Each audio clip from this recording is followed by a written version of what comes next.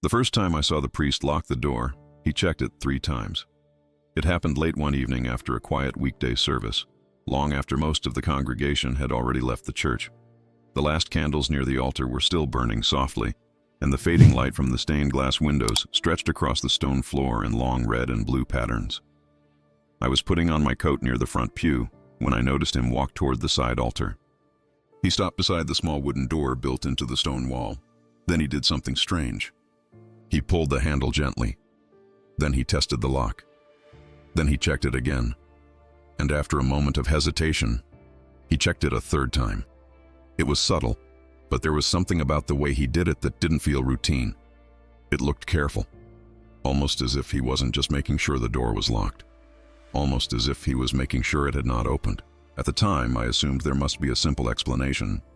Old buildings have old doors, and old doors sometimes stick or loosen with time. That seemed reasonable enough in a church that had been standing in the center of the town of Ashford since 1883. But over the next few months, I began to notice something unusual. Every priest who served in that church eventually developed the exact same habit. Some priests stayed only a few years before being assigned to another parish.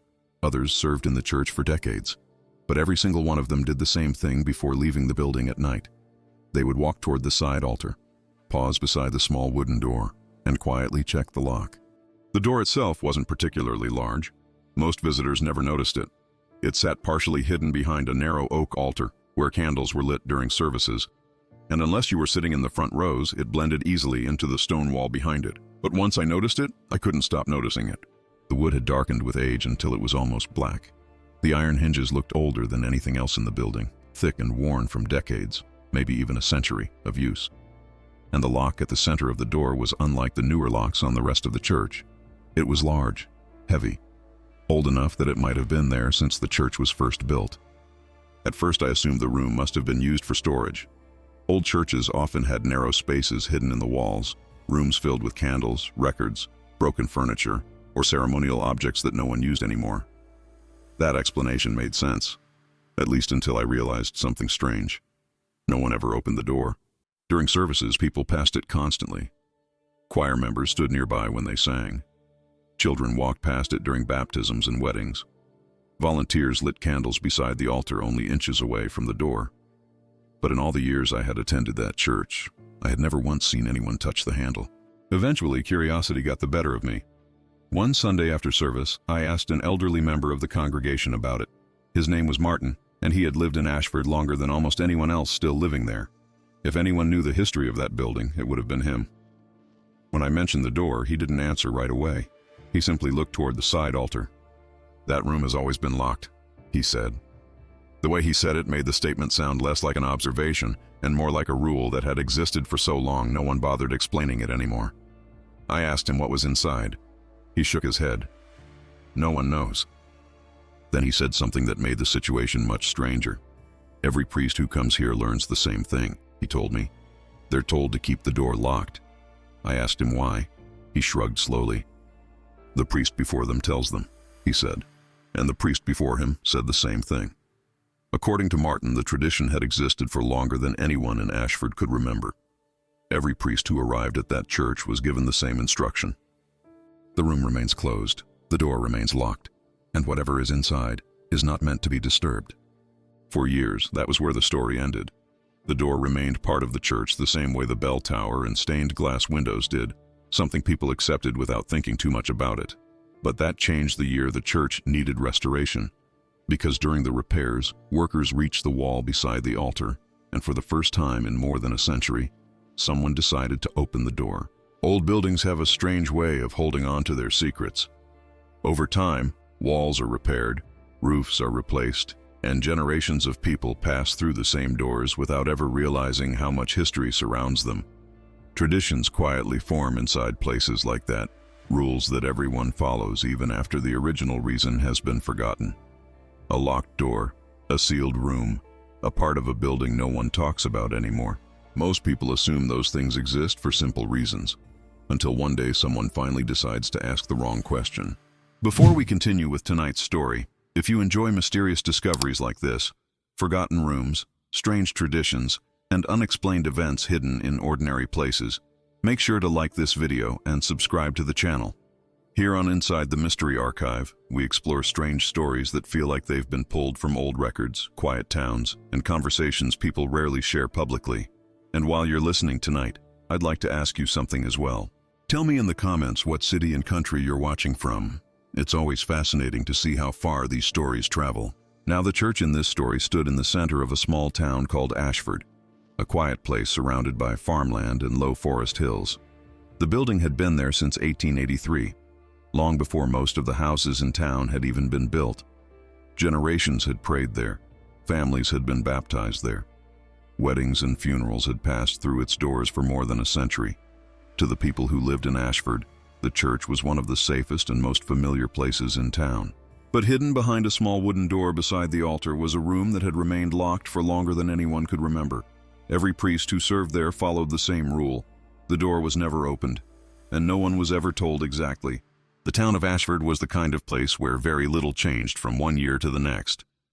It wasn't large enough to attract much attention from the outside world, and most of the people who lived there had grown up within a few miles of where they still lived. The same grocery store had been operating on the main street for decades. The same cafe opened every morning before sunrise, and most Sundays, the same familiar group of people could be seen walking slowly toward the stone church in the center of town. In a place like Ashford, routines became part of life. The church itself had been standing longer than anyone in town could remember. Records showed that construction had begun sometime in 1882, and the first services were held the following year. Back then, Ashford had been little more than a cluster of farms and a railway stop along the edge of the valley, but the church quickly became the heart of the community. Nearly every major moment in the town's history had passed through that building in some way. Generations had been baptized beneath its roof, and generations had been buried after their final prayers inside its walls. From the outside, the church looked exactly the way you would expect an old parish church to look.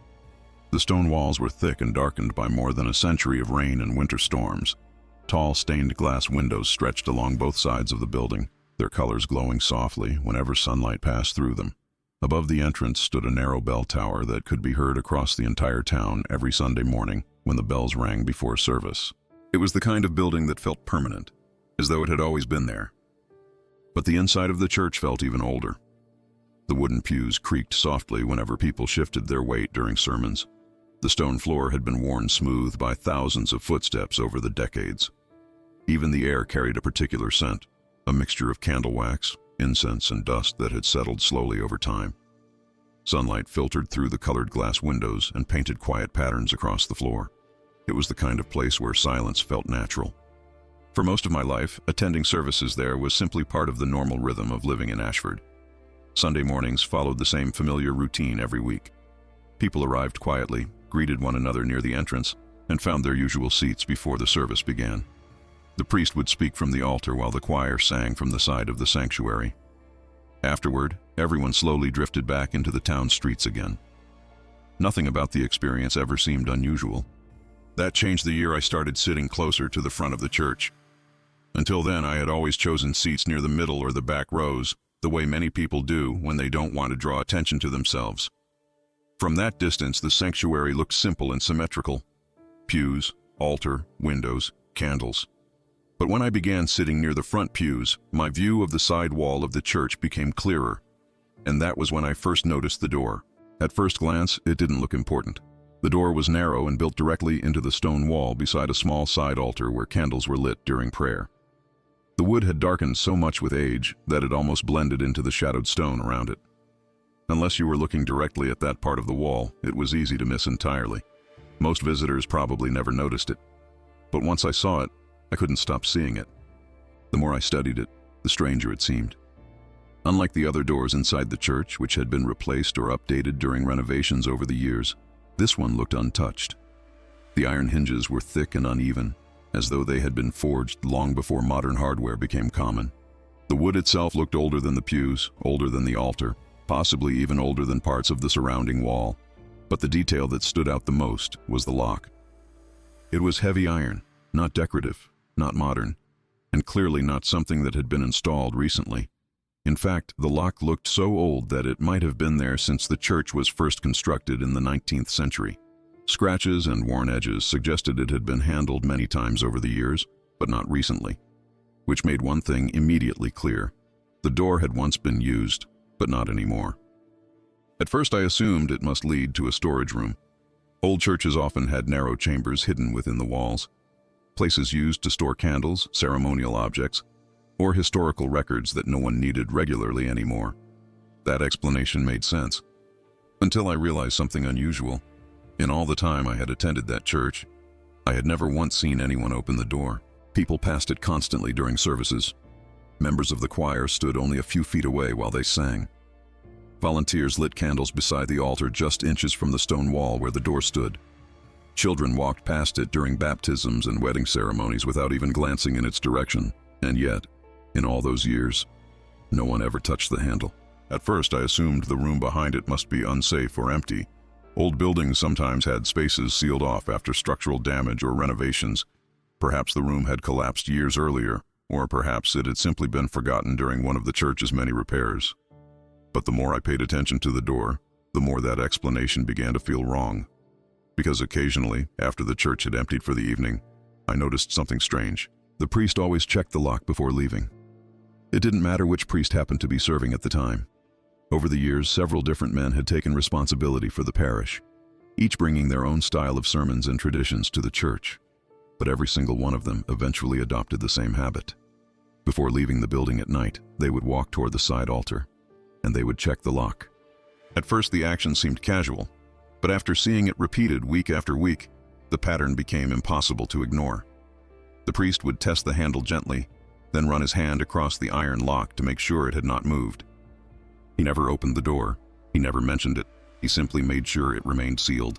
And eventually a strange thought began forming in my mind. The door wasn't locked to keep people out. It felt more like it was locked to make sure something inside stayed exactly where it was.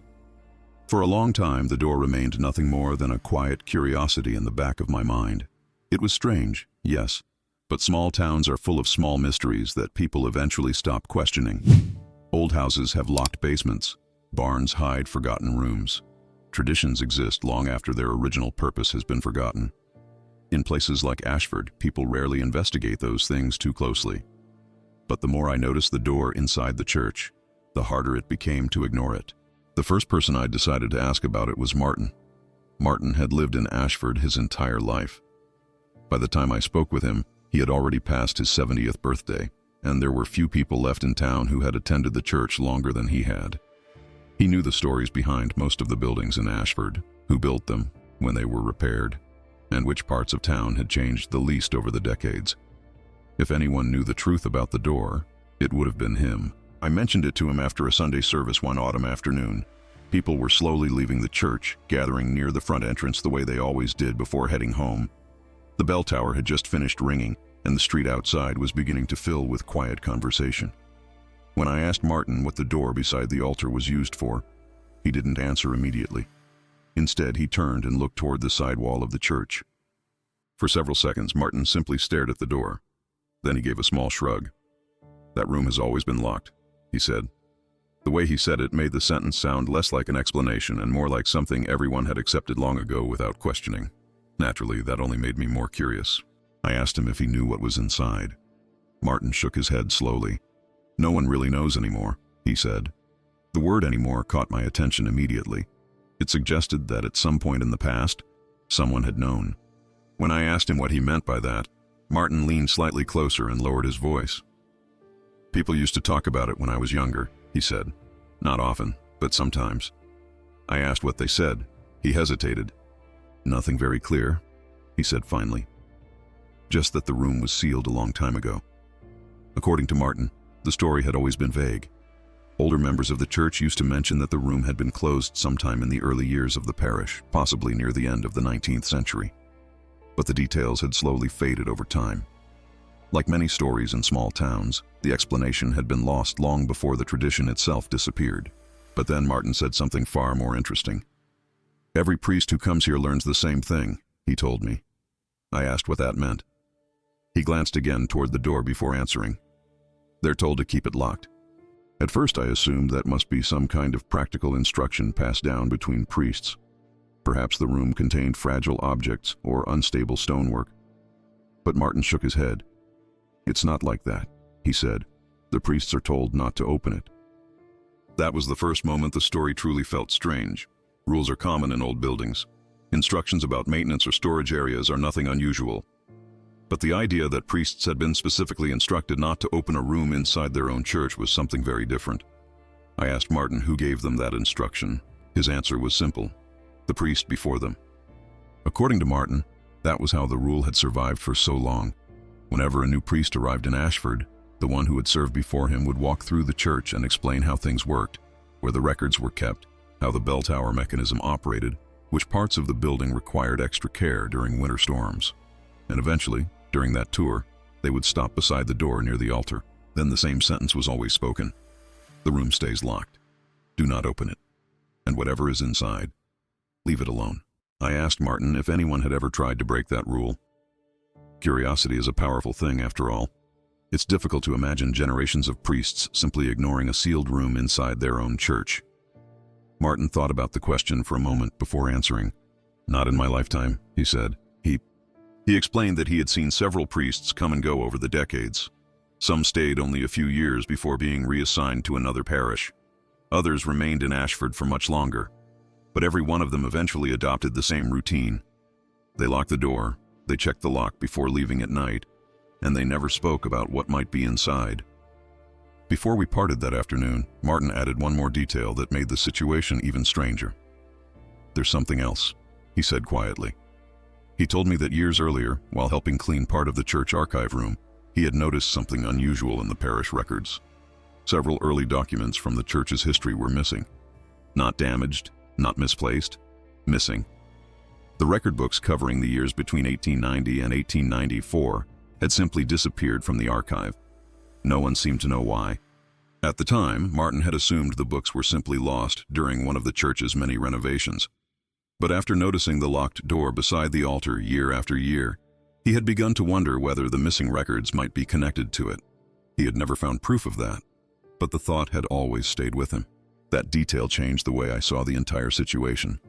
A sealed room inside a church might have many explanations, but a sealed room and missing historical records?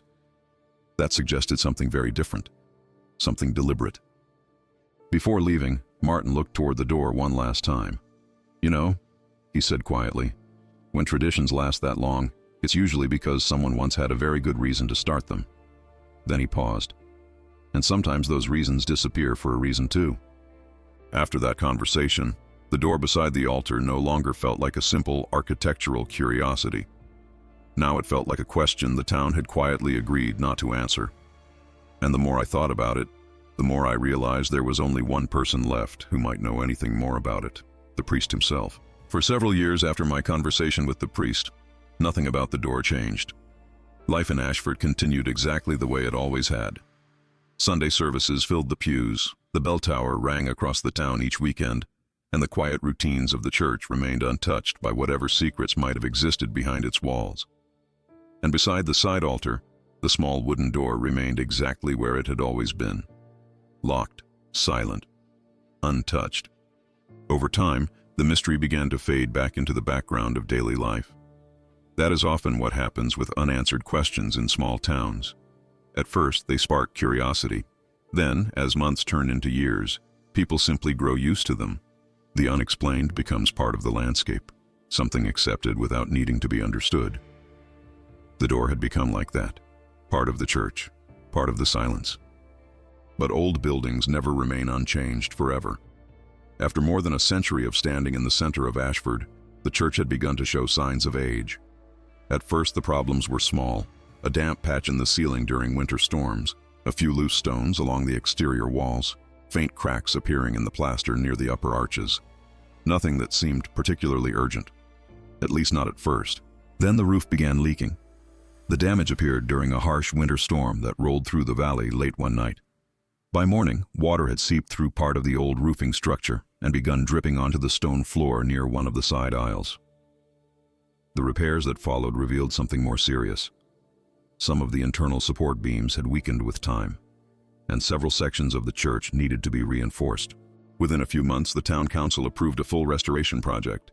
The decision was treated with quiet importance. In Ashford, the church wasn't simply an old building. It was one of the few places that connected generations of the town together. Weddings, funerals, baptisms, and ordinary Sunday mornings had all taken place beneath that roof for more than a century. Preserving the church meant preserving a part of the town itself. So when the restoration crew arrived, no one objected. At least not at first. The restoration began outside the building. Scaffolding rose along the stone walls. Workers replaced damaged sections of roof and repaired parts of the bell tower that had begun to weaken. Electrical wiring inside the church was updated for safety, and several areas of the stone floor were reinforced. For several weeks, the work stayed far away from the altar, and during that time, the door remained untouched. Eventually, however, the repairs moved inside the sanctuary.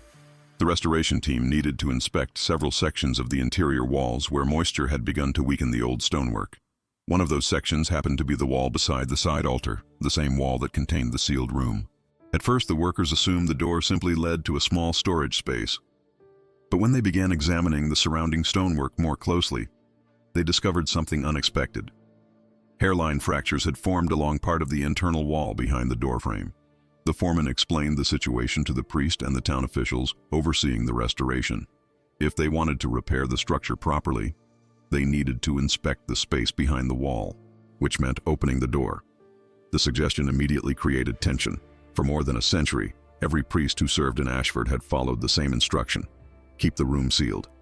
Now, for the first time, the structure of the church itself demanded that the rule be broken. The priest listened quietly as the workers explained the situation. He didn't argue, but he didn't seem comfortable either.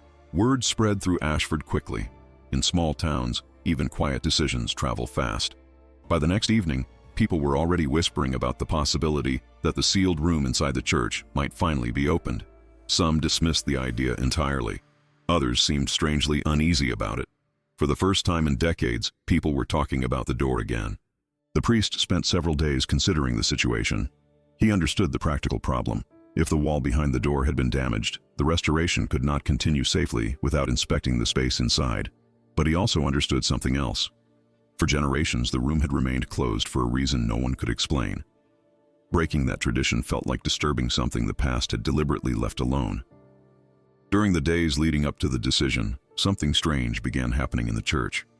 One evening, while the restoration crew was packing up their tools, one of the workers reported hearing a sound from the direction of the sealed room.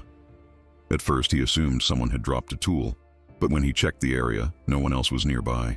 The sound he described was subtle, not loud, just a faint scraping noise, like something shifting slowly across stone. The worker mentioned it casually, assuming it was nothing more than an echo inside the old building. But when the priest heard the story later that evening, his reaction was noticeably different.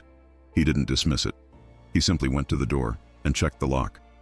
2 nights later, something else happened. One of the candles near the side altar was found extinguished early in the morning before anyone had entered the church. Normally that wouldn't have meant much, but the candle had been placed directly beside the sealed door the evening before, and the stone floor around it showed no sign that anyone had walked there during the night. None of those incidents proved anything. Old buildings make strange noises. Drafts move through stone structures in ways people don't always understand. Still, the stories added something new to the atmosphere surrounding the door: unease. Eventually, the priest made his decision. The restoration team needed to examine the wall. The church itself depended on it, so the sealed room would be opened. For the first time in more than a century, on the morning the workers planned to unlock the door, several people gathered quietly inside the sanctuary. The restoration foreman stood closest to the wall. 2 of his workers waited behind him with tools and lanterns. A representative from the town council stood near the pews, watching silently. And the priest stood beside the altar, holding a key. The key itself looked ancient. It was longer than modern keys and made from dark iron that had been worn smooth with age. According to the priest, it had been passed down from priest to priest for generations. It was the only key that fit the lock, and it had not been used in decades. The church had gone completely silent by the time the worker stepped forward. Dust floated through the narrow beams of morning light coming through the stained glass windows. The heavy iron lock hung motionless against the wood. Then the worker took the key from the priest, inserted it into the lock, and slowly began to turn it. For the first time in more than 100 years, the door was about to open. For several years after my conversation with the priest, nothing about the door changed. Life in Ashford continued exactly the way it always had.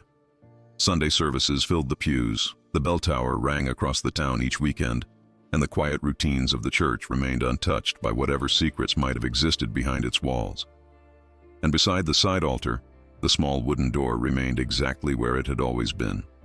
Locked, silent, untouched. Over time, the mystery began to fade back into the background of daily life.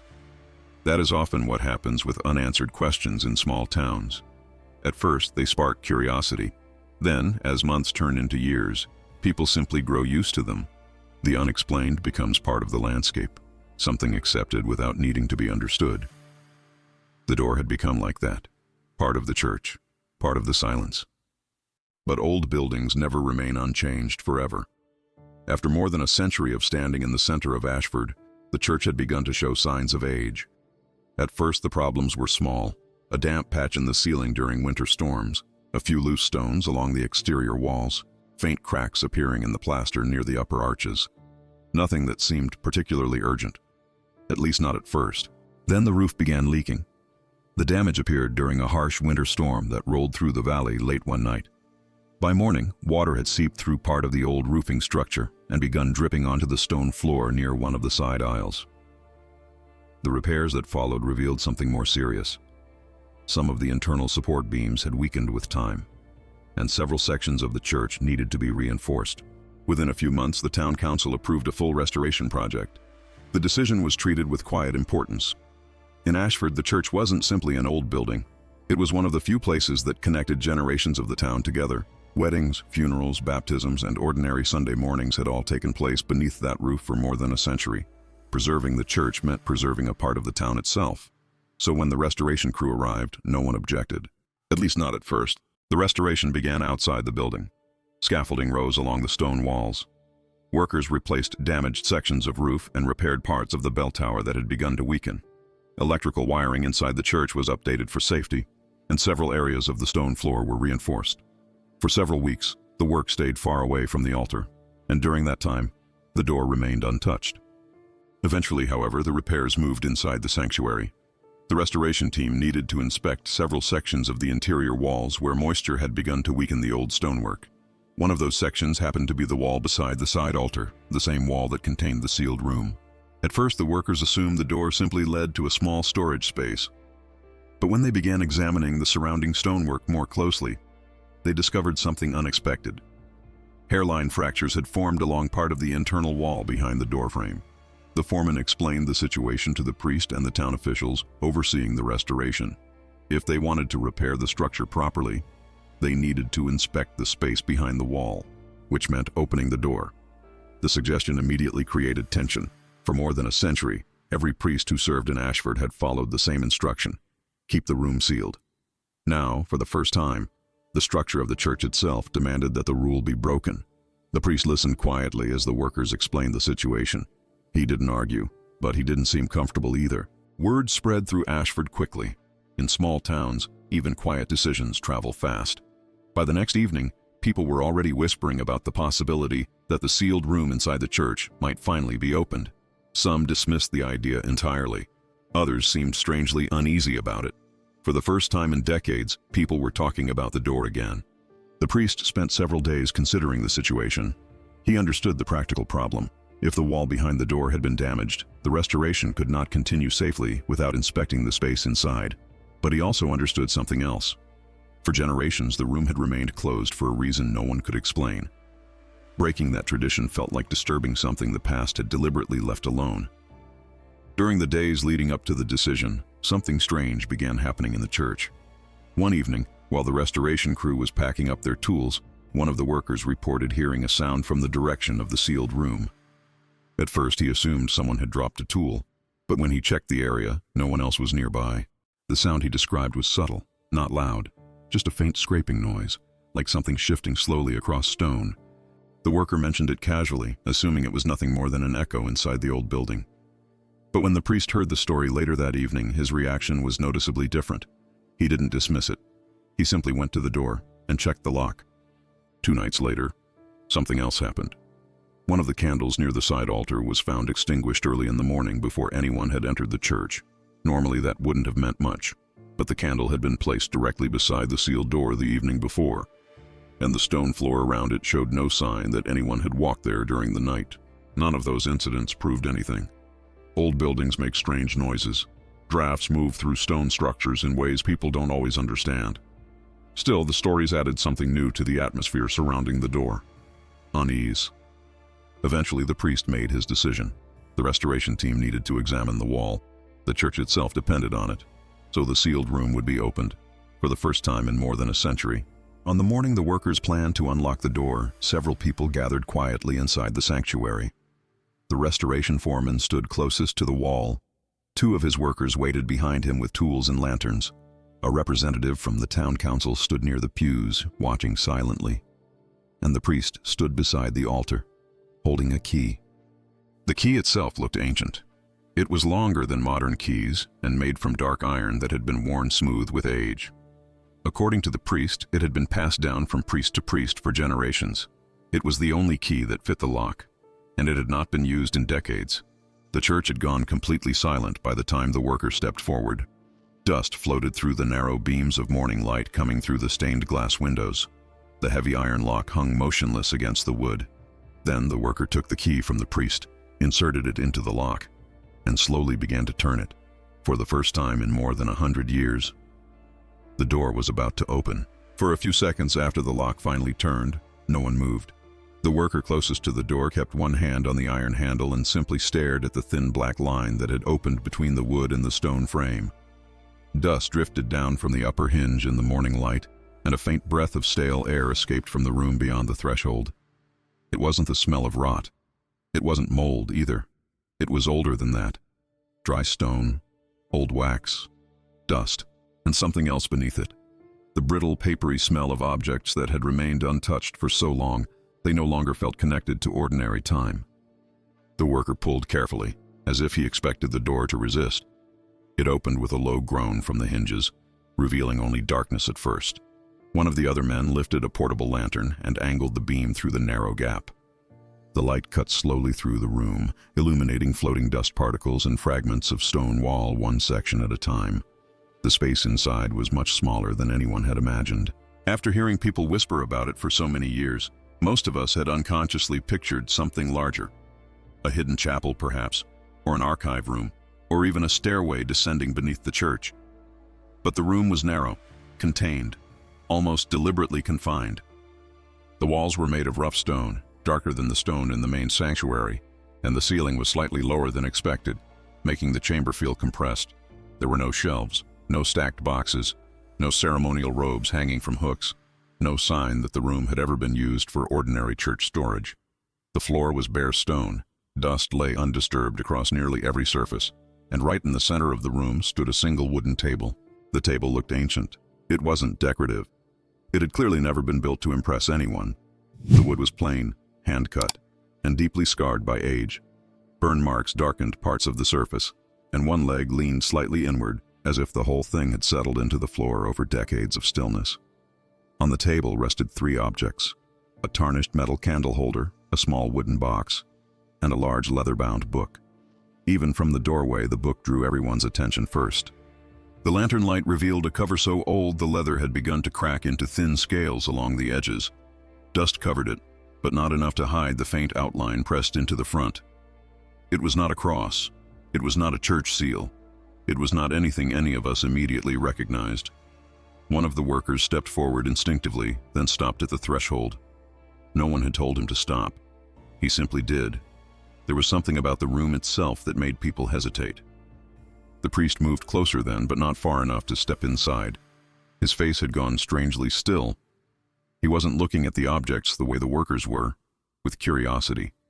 He was looking at them the way someone studies a sentence that confirms a fear they'd hoped was irrational. The lantern shifted lower, and then we saw the floor beneath the table.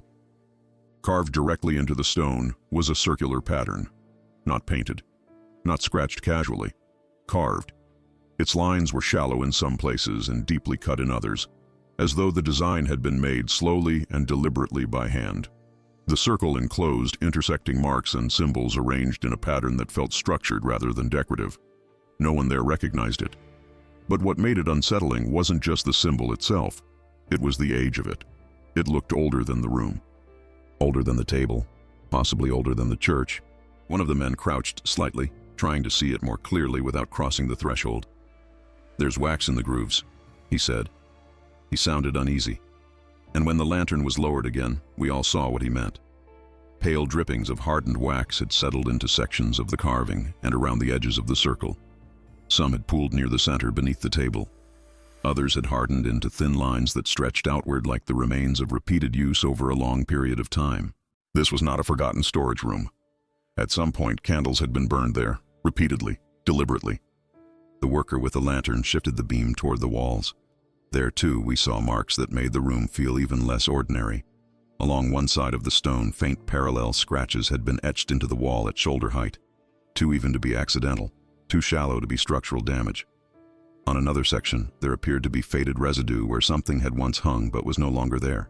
Then the lantern moved back to the table, and the priest inhaled sharply. It was the first real reaction he had shown since the door opened. At first, I thought he had recognized the symbol in the floor, but then I followed his gaze and realized he was staring at the wooden box. It was small enough to fit in both hands, made of dark wood, and entirely plain except for a tiny metal clasp that had corroded with age. Under the lantern light, however, something became visible along the lid, not carved deeply, but lightly etched into the grain. A date, 1891. That number immediately caught my attention because it sat squarely inside the exact range of years missing from the church records. The priest noticed it too, and whatever composure he had been holding on to seemed to shift. One of the town officials whispered, almost to himself, "That's one of the missing years." No one answered him. The room had become so quiet that even those few words seemed too loud. The priest took one slow step closer to the doorway, still refusing to cross the threshold. His eyes moved from the box to the book, then down to the circle carved into the floor. For a moment, I honestly thought he might order the book opened, or the box examined. But instead, he asked a different question. "Did anyone move anything?" Every worker immediately said no. No one had stepped inside. No one had touched the table. No one had crossed the circle. Then something happened that changed the atmosphere of the entire church. The candle closest to the side altar, the one that had been lit beside the door that morning, went out. Not gradually, not flickering and dying the way candles normally do. It simply extinguished in a single instant. A thin ribbon of smoke rose into the air. Every person standing near the doorway turned toward it at once, and for the first time since the room had been opened, I saw fear move visibly across one of the workers' faces. No one spoke for several seconds. Then the worker nearest the threshold said very quietly, "Father, I don't think we should be in here." It was such a simple sentence, but it broke the moment completely. Until then, everyone had been trying to behave as if this were still a practical matter. Restoration, structural inspection, old objects in a sealed space. But the room no longer felt practical. It felt wrong. And the priest seemed to understand that before anyone else did. He stepped forward just enough to place one hand against the frame of the door, keeping his body outside the room. Then he said, in a calm voice that sounded far quieter than the room deserved, "No one touches anything." He looked at the workers, then at the official from the town council. "This room will not be entered," he said. One of the workers asked if they should at least document the objects before closing it again. Another suggested contacting someone from the diocesan archive. The priest shook his head. No. His answer came too quickly to be the result of indecision. He had already made it. Whatever he had recognized, whether it was the date, the arrangement of the objects, or simply the fact that the circle was real, had convinced him of something immediately. The room had not been sealed because it was forgotten. It had been sealed because someone had decided it should remain separate from the rest of the church, and opening it, even briefly, had only confirmed that decision. One of the town officials objected softly, reminding him that the restoration report needed some kind of explanation. The structural damage in the wall still had to be addressed. Surely, he said, they at least needed to understand what was inside. The priest turned toward him, and whatever expression crossed his face ended the argument at once. "This room is not part of the restoration," he said. He spoke those words slowly, with the kind of certainty that makes people stop asking practical questions. "It is part of something older." No one touched the book. No one opened the box. No one crossed the circle. The worker nearest the handle slowly pulled the door closed. For a final second, the lantern light swept once across the room, catching the edge of the old table, the leather cover of the book, the date on the wooden box, and the carved symbol beneath it all. Then the darkness folded back in. The heavy wood met the frame. The iron lock was turned, and before noon that same day, the room had been sealed again. The official explanation given afterward was brief and unsatisfying. The restoration crew would continue working on the church without disturbing the sealed chamber. The surrounding wall would be reinforced externally wherever possible. The contents of the room would remain untouched pending further instruction from church authorities. As far as I know, no further instruction ever came. No public announcement was made. No detailed report was shown to the people of Ashford. And the workers, whether by request or by choice, never spoke openly about what they had seen. The only thing that remained was the old rule. The room stays locked. The objects remain untouched. And whatever once happened there is left exactly where time sealed it. Even now, when I think back on that morning, it isn't the book or the box that stays with me the longest. It's the priest's reaction when he saw the date 1891, because that was the moment he stopped looking curious and started looking certain. To this day, I do not know exactly what was done in that room or what the missing records once said about it, but I know this much. Generations of priests had chosen to keep that place sealed even when they no longer understood why. And when the room was finally opened, even for a few minutes, the man standing closest to the church's history made the same decision all over again. He looked inside. He saw enough. And he locked the door again. The restoration of the church in Ashford was completed a few months later. The damaged sections of the roof were replaced. The cracks in the stone walls were reinforced, and the scaffolding that had surrounded the building for weeks was eventually removed. From the outside, the church looked almost exactly the way it always had. The bell tower still rose above the rooftops of the town. The stained glass windows still caught the afternoon light, and every Sunday morning the same quiet procession of people still walked toward its entrance. To anyone passing by, nothing about the building suggested that anything unusual had ever happened inside it. The restoration workers finished their tasks and moved on to other projects in neighboring towns. Whatever they had seen inside the sealed room remained something they discussed only among themselves, if they discussed it at all. No photographs were ever shown publicly. No objects were removed from the chamber. The table, the candle holder, the wooden box marked 1891, and the leather-bound book all remained exactly where they had been found. And the circle carved into the stone floor remained untouched beneath them. Once the repairs were finished, the church returned to its familiar rhythm. Sunday services resumed in the same quiet way they always had. Families filled the pews. Children were baptized beneath the stained glass windows. Weddings and funerals continued to pass through the sanctuary the same way they had for generations. And beside the side altar, the small wooden door blended once again into the stone wall behind it. Old, dark, and locked. In time, most people in Ashford stopped talking about the room again. That is how small towns handle mysteries that cannot be easily explained. At first there are questions, then whispers, then quiet speculation. But when no clear answers appear, life slowly moves forward and the mystery becomes part of the background again. Eventually, the door simply returned to being what it had always been, a detail people noticed without really thinking about it. But the tradition surrounding it never changed. Each evening before leaving the church, the priest still walked toward the side altar.